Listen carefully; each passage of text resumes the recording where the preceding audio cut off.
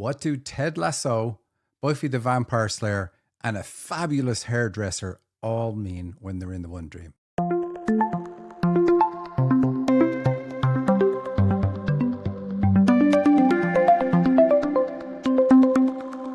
Welcome to the Dream Interpretation Podcast with Michael and Sandy. Hello, welcome everybody. We're so glad you're here. This is another half hour of us eavesdropping on the very personal communication between the spirit world and you while you are here, a spirit, on an earth journey. Dreams are the language between your higher self and your soul. And by eavesdropping on that communication, we can figure out why you're here, what your mission is, what gifts you brought with you, and a whole host of other things that are super, super, super savvy for you to know, because it's going to put you in alignment with what you're meant to be doing. Sandy, anything to say? Oh my goodness, Michael, we have so much going on. First of all, our first major event of the year is coming up in May, and that's from the 16th through the 18th, and that's our 3-day Dream Summit.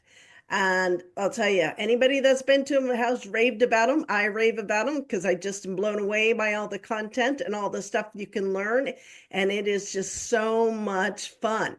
And this one is my favorite because we look at dreams from a woo perspective. We normally avoid the woo on the show, but for the most part, this one, we don't. We step right in and go in the deep end. For years, people would ask questions from that perspective, and we didn't really want to cover them. We would always kind of bring it back to more of a neutral subject. But now, this Dream Summit, we cover them thoroughly, and we're really going to have fun. And this is because Michael doesn't really like to go much into the woo. He wants to keep it more on a normal footing. Michael, you have anything you want to say about it? Yes, everybody who's into woo stuff is crazy. We all know it, and that's why we avoid it. We use other terms. No, she's right. It would definitely used to turn me off. And for years, I thought it would turn everybody off, so I never talked about it. What happened was, so there's 4 of us in Ashling School. There's Sandy, myself, April, Angel, and Holly Petros. And the 4 of us got together, and we come up with an agenda and said, let's create a summit that'll be amazing, that'll blow people's socks off. And we came up with all the content, but we had so much content, we actually have enough for 3 summits. And so we did one, and we did that one summit for a few years. And eventually last year, we put this one together again from the content we came up with on the original meeting. And we created this, like, okay, what would you do if you're going to talk about it from a woo perspective?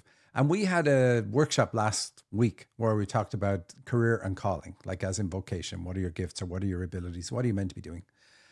And we said, okay, how can we make that woo? But it's the wooiest presentation I think I've ever given. Now, I know the summit goes deeper, but anybody who registered early for our summit, and it's all free, but we do ask for a $97 refundable deposit, and you get that back. Just show up to anything and you get it back. We've done that for years. Nobody's ever had any problems with that. So if you register now, we have 2 more bonus workshops that you can get for free. One on Thursday, and it's all about relationships. And one in 2 weeks after that, which is all about dreams you do not want to have. They are not repeated at the summit. It's really kind of like as a thank you from us to you for you registering early. And it's a bit of a carrot, like register, you get it. And we have lots of people saying, I missed the event on Thursday. Can I see it? And the answer is, it's only for the people who registered early. So don't miss out on the one on relationships. And don't go, oh, yawn, I know what you're going to cover when it comes to relationships. No, you don't. This is, again, going to be just like the one last week. People were like, I can't believe what you just covered in that 90-minute presentation. And with lots of questions, lots of answers that we did at the end of it. It's going to be a lot of fun, and it's going to be a different spin that we normally do. But it's not that it's a different spin. This show is probably more of the spin, where I tone all the woo down, and the presentations are where we just bring it. It's like, this is really how it is. Because life is a spiritual journey. It's not a physical journey trying to find our spirit. Our spirit put us on this journey. Our higher self put us on this journey and created the part of us that is here, that is our soul, created all the attributes that we have. Like, are you smart? Are you intellectual? Are you an empath? What are your likes and dislikes? What are your traits? Are you stubborn? Are you very forgiving? All of those traits put together. Some of them are ones that you wear just kind of like a cloak while you're here, or a coat. They give you traits needed to execute the purpose and the mission that you have. Other ones are things that you're here to heal, and they show up in your dreams. We're covering all of that, everything from that kind of perspective throughout the bonus workshops and throughout the summit. So, and it's kind of fun doing it again. Yes, it is. And I'll tell you, I love some of the new content you added to the career one. That was a lot of fun. It brings it more to life, and it explains why we do have careers or callings. Anyways, so you guys don't want to miss out on Thursdays because it is going to be wonderful. All right. dream-analysis.com/free, or the link under wherever you're watching this video. And if you can't make it, you get the recording. Sandy, I'm looking forward to the very first dream because I think it's your favorite TV show. Yes, it is. And I love the title of it. All righty, let's dive into some dreams. So the first one is titled, I'm Ted Lasso Again, and it's from Amy. And Ted Lasso, if you guys have never watched it, it's on Apple TV. It is really good. He is fun. So this ought to be an interesting dream. I'm Ted Lasso. I'm at an American football game. My whole team is super high up in the stadium at the end of the seats. Now that I'm thinking about it, is it even our game? Or are we just watching another game? We are a team of soccer players. I'm not sure. I'm sitting next to my players and caressing them. I sit next to Isaac, the team captain, who appears rough and moody, but is also very sensitive and loving. He also has a special talent as a fantastic hairdresser, and I touch his face. We are sitting next to each other on the stairs next to the railing. I put my left cheek to his cheek, and my hand gently touches his left cheek. It seems a little too intimate at first, but then he sort of melts like a little boy, and he likes it. I don't really want to watch the football game, even though I intentionally came here to watch it and probably to coach it. My back is turned and I'm watching TV on my phone like a horror show or something instead of watching the game. Something like Buffy the Vampire Slayer, ? All righty, Michael. That's funny. And let's hear what you have to say about this one. Okay. I included this one because it has some funny stuff in it. I like the symbols and how they stand out. Like Isaac, if you ever watch the show, is the team captain and he is gruff and moody. But he has this special skill. Once a year, he will give each of the team members a haircut. And he's like this amazingly fantastic hairdresser, which is just funny. Everybody else watches him do the haircut on the others when he's doing it. And I have it in there because what does that mean in a dream? It's about being able to influence people. So the dreamer has the ability to influence how people think. And that's exactly what getting your hair cut in a dream is about. The guide is influencing you. So it's the same as flying in a dream. That's really why I wanted to include it. We have dreams about flying, and I say it's your ability to project your mind on others. And Isaac's ability to cut hair, whatever your guides can do in a dream, you can do. So the dreamer has the ability to influence people's thoughts, the exact same as flying. We've probably never said it that way on the show, but I liked it for that reason. What else do we want to say? Really what the dream is about is that she doesn't participate in life. And that's why she's super high up in the stadium. But there's a couple of things in this too. Like football or soccer, doesn't matter which. It's all about playing the game of life. And are you participating or are you up in the stands just observing? And she's cutting the ties that bind with mom. And when you're doing that, we tend to observe or observe too much. Now, in her case, she does participate. So when I channel on it, they're like, yeah, no, she's in it. She's using her gifts to help other people. But she's also standing back at the same time. So in other words, she needs to get more into it, which is kind of cool. And again, then we see some of her other gifts showing up in the dream. Yeah, like Ted Lasso. Yeah. So he's got this amazing ability to bring out the best in others. So we know that's what Amy has. She's got that skill. And when I challenged on it, I loved it the way her guides put it. Her gift is not to pull people up out of a space and up into the light, but regardless of whatever space she's in, she's able to pull the light into a person in that space, which is quite a funny way for them to say it. So it's like, I don't need to change. I don't need to move, but I will recognize the best parts of me from whatever space I'm in, whatever I'm enduring. Beautiful gift, really. Yeah. Okay. So football or soccer is about the game of life, but super high up in the stadium, could that be a reference also to high level thinking or something? It's her spiritual level. She is Uh, high up. She's like Ted Lasso. He's a coach. So she has the ability to coach or counsel people in life through their game of life. That's her skill set. And she's really good at it. yeah. And then Ted Lasso, he's also an actor, Michael. So she's a channel. And so is Isaac. Yes. So she's a channel. So we see, it's definitely coming up. And then we see, she says she's watching like Buffy the Vampire Slayer on her phone. So what she's come here to do is to help people purge darkness, their own darkness. It's such a beautiful combination of things that we see in the dream. You could look at the individual symbols and just go, let's talk about Buffy the Vampire Slayer, or let's talk about Ted Lasso, or let's talk about Isaac. It's a great dream. That is a phenomenal dream. And I like how it ends. So that's amazing.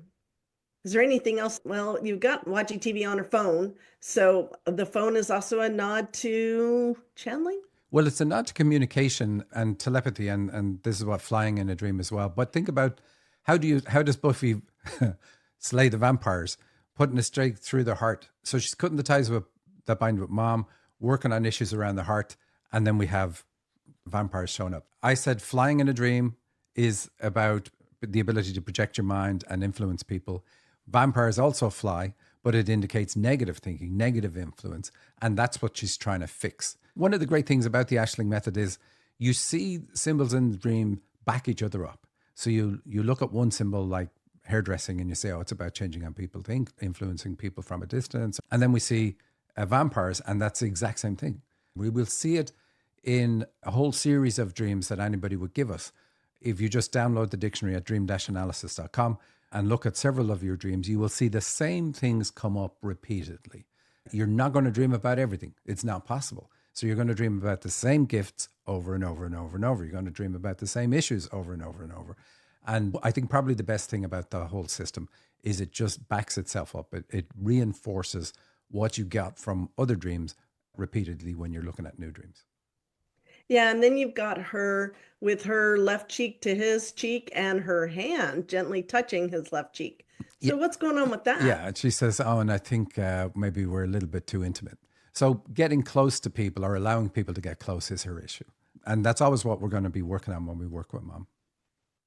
Oh, very good. But does the hand refer to any type of hand-on healing or anything like that? Yeah, she'd have that. There's lots of gifts in this little itty bitty dream. I find that so amazing. It's because of her high level. Like if you're very high level, you have lots of gifts. Now, what are the ones that you're really going to use? You often will have to work on figuring that out. Like there'll be certain ones that you came down to use in spades over and over and over. But you usually bring a whole bank of them because I can dip in and use little pieces here and there if I need to. All righty. Well, let's dive into the next dream. I love that one. So I'm excited to see what the next one is. So this is from Tracy, and it's titled Black High Heels, Indian Thieves, and I'm Not Fast Enough. Ooh, what a title. Okay. I went shopping with my mom. I was in a store trying on high heels, black high heels. I was considering buying them. My mom really liked them on me. Think I was talking to someone who worked at the store where you could check out when I saw a large Indian man from India trying to steal a skirt by wearing it out of the store on top of his clothes. He was wearing some sort of robe-like clothes to start with. I jump up to help stop him. As I'm chasing after him, the woman he's with runs by with stuff she's trying to steal. Then I'm running through a schoolyard, trying to keep up with Erica, one of my best friends from childhood, and she's very athletic. But she was on the other side of some kids playing, and I lost track of her. I thought I'd meet up with her on the end of the schoolyard, but I couldn't find her anywhere. All righty, Michael, that's the dream. Interesting. All right. So Tracy's cutting the ties that bind with mom. That's what we've been doing for a number of weeks. including dreams from people who are in therapy, because they're much better dreams in the sense of they're very focused. This is what needs to be done, and here's why it needs to be done. So when you come to Ties that Bind with Mom, badly named process, really what it's about is just eliminating negative influence and keeping all the positive, because there will always be positive. But it's not like cutting somebody out of your life, and that's kind of what it sounds like. It's absolutely not. But what we're doing in that process is we're reconnecting with the lost feminine. Feminine lost because of the way Mom was negative about how she was and so on. And so we want to see in these dreams old female friends who represent your lost feminine and you reconnecting with them. And we see this right at the end. I'm running through the schoolyard trying to keep up with one of my best friends from childhood, very athletic. And the issues are always from childhood. So I lose the connection with my feminine side in childhood. And so we have the childhood friend show up, and then I'm trying to catch up with them, but I don't succeed. But it's really good that we see it in the dream because we know that the process is working. It didn't succeed fully because it didn't happen in the dream. She still didn't make the connection, but we know she's trying to, which is cool. Anyway, but That is cool. what I like about this dream is the black high heels. And I had to Yes. channel on that. And so I said, this is like a fearful spirituality. What is that about? And through a little bit of conversation, it was like, oh, Mom instilled the fear of God in me. So I'm going to be super spiritual. I'm going to do all the things that I need to do because I don't want to burn in hell. And of course, this comes back in childhood. We will tell young kids they are going to burn forever in hell if they don't follow these particular rules. Now, here's the thing. If you're Christian and you believe that to be true, that God would punish you forever, and you're really just trying to help somebody else by saying, look, don't do this, avoid this, that's understandable. But we're passing on these horrible things to our kids in a very fearful way when God isn't that way. Anyway, doesn't matter. You can be that way. It's fine. I'm not making a comment on it. I'm just saying this is how this shows up in dreams. So I'm spiritual, but I do it out of fear. The high heels are about being spiritual, and then black high heels are about I do it out of fear. And then she says, my mom liked them on me. So we know the direct connection. This is all about Mom. But then she sees a man from India stealing something, and she's running after him to stop him. It's even funny in the dream because as she's chasing after him and can't catch him, his wife runs past with more stuff she's stolen. And so what this piece is about, because why does she care? It's a dream. Somebody else is stealing something from a dream shop in your dream that has nothing to do with you, let's say, and you're running after. Why isn't the store owner running after them? And she was afraid as a child that she's following all the rules that you have to follow so that you don't burn in hell, and other people aren't. And she was panicked about other people who were doing things that was definitely going to get them into hell. And that just ruined her childhood. She's so worried about all the people that she knows are going to go to hell because they're doing things that are going to get them into hell. Does that make sense, Andy? Yes, it does. That is crazy. And I can somewhat relate to some of that. Let me tell you, I grew up Catholic too. But before you go any further, how do you get that though? So he's an Indian man, and India in dreams represents karma. Now, if you're from India, that's not what it represents. But for other people, it's karma. If you've ever visited India, you'll understand why. There's every extreme, unbelievable poverty. But the prevailing attitude is don't help that person. It's their karma. And so karma is referred to as an Indian disease. And that's what an Indian person in a dream will typically represent, especially somebody you don't know, like different if you have an Indian friend. We still have clothes, and then he was wearing some kind of robe to start with. So can you talk a little bit about the clothes? Well, clothes represent attitudes. Okay. She's afraid that a false sense of like, I'm pretending to be one way, but I'm actually something else underneath, and panicked for those people. So she knows when people have done something sneaky, but for that simple thing, they're going to go to hell. Why would they do it? And so when she's working on the issues around Mom, this is coming up. The fact that Mom gave her this negative view of spirituality, and she's got to purge it. It's a big thing. I remember when I got into this field first, it took me about 3 years to overcome my Catholic upbringing because it is very, very fear-based. And I thought I had discarded it because I was an atheist for 10 years before I suddenly started seeing spirits. And I thought, oh, well, to go from atheist to believer is going to be fine. But I had to get in and dig around and purge out all the stuff I was told as a young boy. What really helped me was discovering that there was a council convened by the Roman emperor, and he was going to get rid of a lot of religions and only keep three. And so all the religions that were going to be kept had to conform. They had to be like not fight each other, not be against each other like we see in the world today. And the big clue was that his wife believed in the Egyptian sun god. And so a group of bishops changed the Catholic religion. They took out reincarnation and left it just as resurrection. They moved the holy day from Saturday to Sunday, which is the day of worship of the sun god. Again, that's what his wife was into. So that religion was going to stay. So anything else that was going to stay was going to have to match that. And they did other things as well. They moved the birth of Jesus from the 6th of January to the 25th of December, because that's the birth of the sun god. Like the shortest day of the year is the 21st of December. That's the death of the sun. And then you have morning, and then we see the days getting longer. It's crazy. When I saw that, and I was a while looking for it because I'd heard about it, but I didn't want to just believe it. And this is before the internet. I wanted it to be able to fact check that did actually happen. And it did. But it was hugely important for me to be able to let go of my upbringing, to realize, hey, this was changed so many times over years by different men. It was all men who wanted to wield power. I'm probably going to cut a lot of this out. So if you hear me saying this, it means I didn't. No, I think it's very good. And then the last question I have on this one is the stealing. Why are they trying to steal? It's the religious connection of thou shalt not steal. Like they're breaking a commandment. I got it. Okay, that makes sense. Wow, there's a lot in that little dream. There is. And here's another part. I was talking to someone who worked at the store where you check out. That's not a good symbol to see in a dream. Checkout. No, it's a suicide or death wish reference, not suicide. And so I asked her about that. And she said, no, I wasn't happy in life. And for the longest time, I didn't care if I died. And there it is in the dream. And we see it connected to the fear put into her from mom. Our dreams talk to us from just our perspective. This is what influences you. This is how you were affected. And this is what you need to deal with. Wow, that was super. Thank you, Michael. That was really intense. A lot of good stuff in that. All righty, we're moving on to the next stream. To keep it fair, we are going to do cutting the ties with dad, so you can see the differences between someone cutting the ties with mom as compared to someone cutting the ties with dad. And this one is from Chloe.